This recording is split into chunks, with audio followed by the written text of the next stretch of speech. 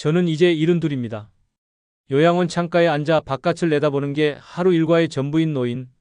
지나가는 사람들은 저를 그렇게 볼 겁니다. 치매 걸린 불쌍한 노인네라고. 그런데 저는 한 번도 치매에 걸린 적이 없습니다. 이건 그 이야기입니다. 제 이름은 최병수입니다. 1970년대 초 맨손으로 서울에 올라와 공구상 한 칸짜리 가게를 열었습니다. 새벽 4시에 일어나 시장 바닥을 누볐고 밤 12시가 넘어야 문을 닫았습니다. 손이 항상 기름때로 절어 있었고 겨울엔 동상이 걸려도 장갑을 벗고 일했습니다. 그렇게 20년이 지나 중견 제조업체 하나를 일궜습니다. 직원 200명, 공장 3개, 제 이름 석자가 업계에서 알아주는 이름이 됐습니다. 아내는 아이 둘을 낳고 일찍 세상을 떠났습니다. 큰놈 민혁이가 12살, 작은 딸 민지가 8살 때였습니다. 저는 혼자 둘을 키웠습니다. 사업하면서 아이들 키우는 게 쉽지 않았지만 그래도 부족하지 않게 해주려고 이를 악물었습니다. 민혁이는 좋은 대학을 나왔고 제가 만들어 놓은 회사에 들어왔습니다. 저는 그이가 제 뒤를 이을 거라 믿었습니다. 믿고 싶었습니다. 그게 제 첫 번째 실수였습니다. 민혁이 며느리 서연이를 처음 봤을 때부터 저는 뭔가 달랐습니다. 웃음이 너무 계산되어 있었습니다. 눈이 웃지 않았습니다. 제가 공구상 바닥에서 사람 보는 눈을 키운 게 30년입니다. 거래처 사람이 말할 때 눈을 보면 진심인지 아닌지 압니다. 서연이의 눈은 항상 제 뒤쪽 어딘가를 보고 있었습니다. 제 얼굴이 아니라 제 뒤에 있는 무언가를. 그게 재산이라는 걸 나중에 알았습니다. 결혼하고 나서 서연이는 빠르게 움직였습니다. 민혁이를 통해 회사 재무 쪽에 자기 사람을 심었고 살림을 핑계로 제 도장을 관리하기 시작했습니다.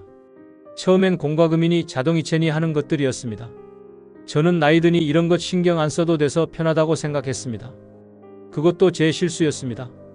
아들 민혁이가 달라진 건 결혼 후 2년쯤 지나서부터였습니다.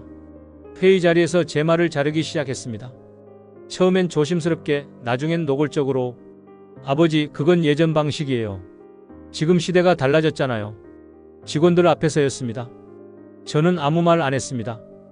아들이 자기 색깔을 내는 거라 생각했습니다. 그런데 그게 반복됐습니다. 회의 때마다, 식사 자리마다, 거래처 사람들 앞에서도 민혁이는 제 말을 비틀거나 끊었습니다.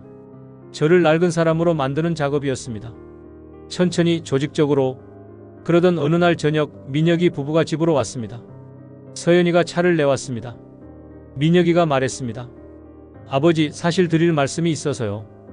요즘 아버지가 회사 일을 좀 힘들어 하시는 것 같아서요. 저희가 걱정이 돼서. 저는 찻잔을 내려놓았습니다. 내가 뭘 힘들어한다는 거냐? 서연이가 끼어들었습니다. 목소리는 부드러웠지만 눈은 달랐습니다. 아버지, 지난주에 거래처 미팅 때 같은 말씀을 3번 하셨잖아요. 저도 걱정이 되더라고요. 혹시 건강검진을 한번 받아보시는 게 어떨까 해서요. 그 말의 무게를 저는 그 순간 정확히 알아챘습니다. 검진은 대형 병원에서 받았습니다. 민혁이가 예약을 다 잡았다고 했습니다. 저는 아무 생각 없이 따라갔습니다. 나중에 알게 된 사실이지만 민혁이는 그 병원 신경과 의사에게 미리 접촉해 두었습니다. 돈이 오갔는지 청탁이 오갔는지는 모르겠습니다. 다만 결과는 분명했습니다. 최병수 환자분 인지기능 저하 소견이 있습니다. 초기 치매로 볼 수 있습니다. 저는 그 말을 듣고 웃음이 나왔습니다. 속으로, 겉으로는 아무 말도 하지 않았습니다. 멍한 표정을 지었습니다. 민혁이가 제 손을 잡으며 말했습니다. 아버지, 괜찮아요. 제가 옆에 있잖아요. 그 손의 온도가 차가웠습니다. 집으로 돌아오는 차 안에서 저는 창밖을 보는 척하며 귀를 열었습니다. 민혁이와 서연이는 낮은 목소리로 얘기했지만 저는 다 들렸습니다. 서연이가 먼저 말했습니다. 생각보다 빨리 됐네. 민혁이가 대답했습니다. 변호사한테 연락해. 후견인 신청 서류 준비하라고. 저는 계속 창밖을 보았습니다. 후견인 신청이 받아들여지자 민혁이 부부는 속도를 냈습니다. 회사 지분 양도 서류가 만들어졌습니다. 제 도장이 찍혔습니다. 저는 그 자리에서 연필로 낙서하는 척 멍하니 있었습니다. 서연이가 제 손을 잡고 도장을 쥐어줬습니다. 저는 힘없이 찍었습니다. 부동산도 마찬가지였습니다. 제 명의 건물 3채가 민혁이 명의로 넘어갔습니다. 서연이가 서류를 가져올 때마다 저는 글씨를 읽는 척하다 멍하니 서연이 얼굴을 보았습니다. 서연이는 그게 치매 증상인 줄 알고 빠르게 손을 이끌었습니다. 아버지, 여기요. 여기 사인하시면 돼요. 저는 사인했습니다. 그리고 마지막으로 통장이 정리됐습니다. 제 이름으로 된 계좌 12개가 민혁이와 서연이 명의로 전환됐습니다. 평생 모은 돈이었습니다. 공구상 바닥에서 손 튀어가며 번 돈, 아내 약값으로도 안 쓰고 아낀 돈, 직원들 월급 밀리지 않으려고 제밥값을 아끼던 시절의 돈까지. 민혁이는 그 통장들을 정리하는 날 저에게 사과 하나를 깎아다 줬습니다. 아버지 드세요. 저는 사과를 받아들고 천천히 씹었습니다. 요양원으로 들어가는 날은 11월이었습니다. 민혁이가 짐을 싸줬습니다.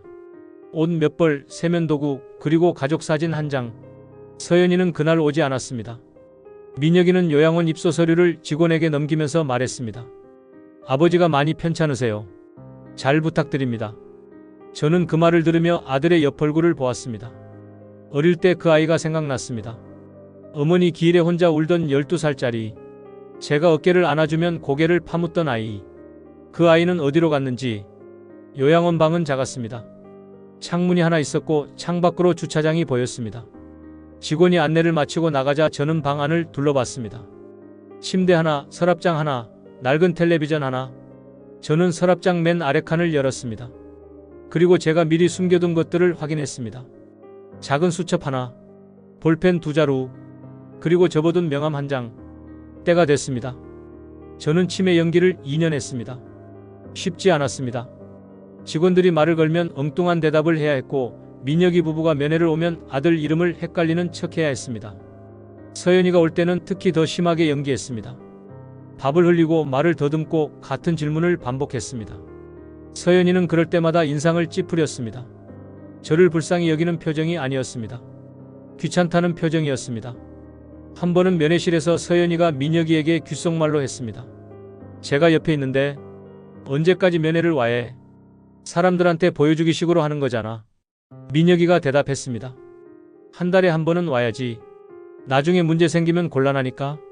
저는 창밖을 보며 중얼거렸습니다. 아무 의미 없는 말을. 두 사람은 신경도 쓰지 않았습니다. 그 시간에 저는 수첩에 모든 것을 적었습니다. 날짜, 대화 내용, 서류 번호, 은행 계좌 이동 내역. 요양원 직원 중 제 상태를 이상하게 여긴 사람이 한 명 있었습니다. 박 간호사라는 40대 여자였는데 어느 날 제게 조용히 물었습니다. 어르신 혹시 괜찮으세요? 다른 분들이랑 좀 달라 보여서요. 저는 그 사람의 눈을 보았습니다. 공구상 바닥에서 수십 년간 사람 눈을 봐온 제가 단번에 알 수 있었습니다. 이 사람은 진심입니다. 저는 조용히 말했습니다. 도와주실 수 있습니까? 박 간호사를 통해 저는 외부와 연락을 시작했습니다. 첫 번째로 연락한 사람은 제 딸 민지였습니다. 민지는 결혼해서 지방에 살고 있었는데 오빠한테서 아버지 치매 소식을 듣고 한번 면회를 왔다가 울고 갔습니다. 저는 그때 민지 앞에서도 연기를 했습니다. 아직 때가 아니었으니까요. 그런데 이제 때가 됐습니다. 민지가 면회 온 날 저는 박 간호사가 자리를 비운 틈을 이용해 민지 손을 꼭 잡았습니다. 그리고 또렷하게 말했습니다. 민지야, 아버지 멀쩡하다. 잘 들어라. 민지가 눈이 커졌습니다. 저는 빠르게 말했습니다. 모든 걸 이야기했습니다. 민혁이가 어떻게 했는지, 서연이가 무슨 짓을 했는지, 서류들이 어떻게 넘어갔는지. 민지는 처음에 믿지 않았습니다. 그럴 수밖에 없었습니다. 그런데 제가 계좌번호 12개를 줄줄 외우고 서류 날짜와 내용을 정확히 말하자 민지 눈에 눈물이 고였습니다. 아버지, 저는 말했습니다. 울지 마라. 할 일이 있다. 민지가 움직이기 시작했습니다. 제 지시대로였습니다. 첫 번째는 변호사였습니다. 제가 공구상 시절부터 알던 법조인 아들이 지금 변호사 사무소를 운영하고 있었습니다. 세상 물정을 잘 아는 사람이었습니다. 민지를 통해 제 수첩 내용을 전달했습니다. 변호사가 검토한 뒤 말했다고 합니다. 이 정도면 충분합니다. 형사 고소도 가능합니다. 두 번째는 감정 의뢰였습니다. 저를 치매로 진단했던 그 신경과 의사, 제가 요양원에 들어온 뒤 석 달 만에 갑자기 큰 외제차를 바꿨다고 했습니다. 그 사실을 포함해 민혁이와 그 의사 사이의 연결고리를 추적하는 데 2달이 걸렸습니다. 세 번째는 회사였습니다. 제가 지분을 넘긴 뒤 민혁이가 회사를 어떻게 운영했는지 내부에서 들여다봐야 했습니다. 저는 직원 중 제가 직접 뽑아서 키운 사람이 몇 있었습니다. 그들은 여전히 저를 기억했습니다. 민지를 통해 조용히 연락을 취했습니다. 사장님이 멀쩡하시다고요? 그 직원 중 한 명이 울먹였다고 했습니다. 민혁이와 서연이는 전혀 눈치채지 못했습니다. 당연했습니다. 저는 계속 요양원 창가에 앉아 멍하니 바깥을 보는 노인이었으니까요.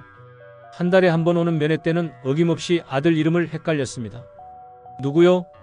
민혁이가 당황한 척 웃으며 말했습니다. 아버지, 저예요. 민혁이요. 저는 고개를 갸웃했습니다. 민혁이는 서연이와 눈빛을 주고받았습니다. 아무 문제 없다는 눈빛으로. 그 사이 밖에서는 모든 게 준비되고 있었습니다. 변호사가 후견인 취소 소송을 준비했습니다. 새로운 신경과 전문의 3명이 저를 독립적으로 진단했습니다. 결과는 3명 모두 동일했습니다. 인지기능 정상, 치매 소견 없음. 처음 진단서를 써준 의사는 의사 면허 취소 위기에 처했습니다. 민혁이와 금전거래 내역이 드러났기 때문입니다. 요양원에 입소한 지 26개월째 되던 날이었습니다. 저는 스스로 일어나 옷을 차려입었습니다. 박 간호사가 가져다준 양복이었습니다. 26개월 만에 처음 입는 정장이었습니다. 민지가 차를 몰고 왔습니다.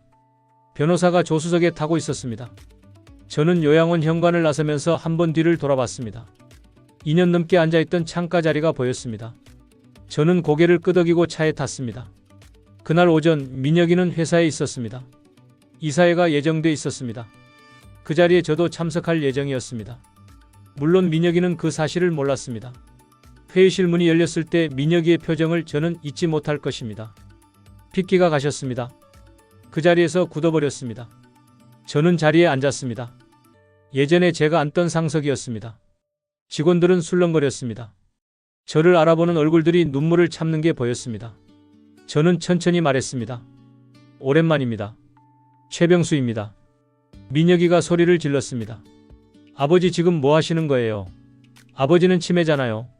저는 대답했습니다. 의사 3명이 정상이라고 했다. 서류 있다. 변호사가 서류 봉투를 탁자 위에 놓았습니다.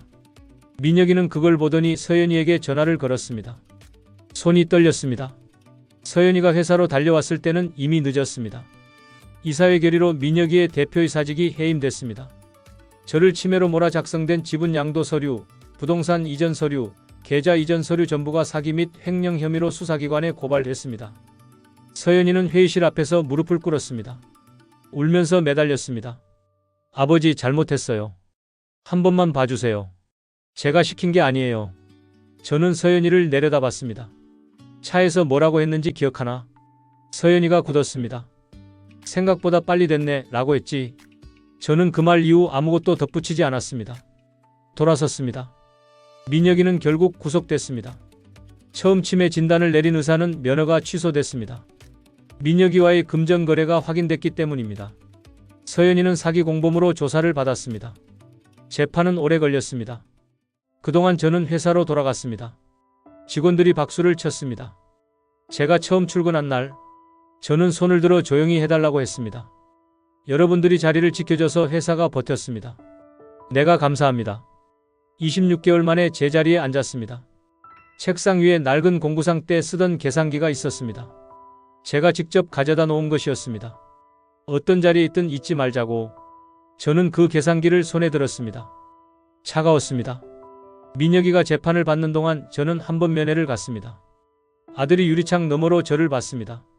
고개를 들지 못했습니다. 한참 만에 말했습니다. 아버지, 미안해요. 저는 수화기를 들었습니다. 한참 아들을 보았습니다. 어릴 때 생각이 났습니다. 어머니 기일에 혼자 울던 그 12살짜리가, 제가 어깨를 안아주면 파묻히던 아이가, 그 아이가 어디서 잘못된 건지 저는 아직도 모릅니다. 제가 너무 일만 한 건지, 너무 모든 걸 안겨준 건지, 아니면 그저 그이가 그런 사람인 건지. 저는 수화기에 대고 말했습니다. 죗값을 치러라. 그게 끝나면 그때 다시 보자. 아들이 고개를 숙였습니다. 저는 자리에서 일어났습니다. 면회실을 나오는데 다리가 무거웠습니다. 복수를 했는데 통쾌하지 않았습니다. 그게 부모라는 것의 한계인가 봅니다. 저는 지금도 72입니다. 다시 회사에 나가고 있습니다. 직원들이 걱정할까봐 매일 일찍 출근합니다. 공구상 시절 버릇이 남아있어서 아직도 새벽 5시면 눈이 떠집니다. 요양원 창가 자리는 지금쯤 다른 분이 앉아 계실 겁니다. 진짜로 아픈 분이 편히 쉬고 계시길 바랍니다. 박 간호사에게는 사례를 했습니다. 고맙다고 했더니 그분이 말했습니다. 어르신 눈빛이 달랐어요. 처음부터. 역시 사람 눈은 속일 수 없습니다. 민지는 요즘 가끔 올라와 밥을 해줍니다. 저는 그 밥이 제일 맛있습니다. 아내가 해주던 밥 맛이 납니다. 그 맛이 나는 건 민지가 어머니를 닮아서인지 아니면 제가 나이 들어서인지 모르겠습니다. 아들 민혁이는 아직 재판 중입니다. 저는 기다립니다. 죗값이 끝나는 날을. 그날 아들이 다시 그 12살짜리 눈빛으로 저를 볼 수 있다면 저는 그때 한 번 더 어깨를 안아줄 생각입니다. 아직 포기하지 않았습니다. 그게 부모이니까요.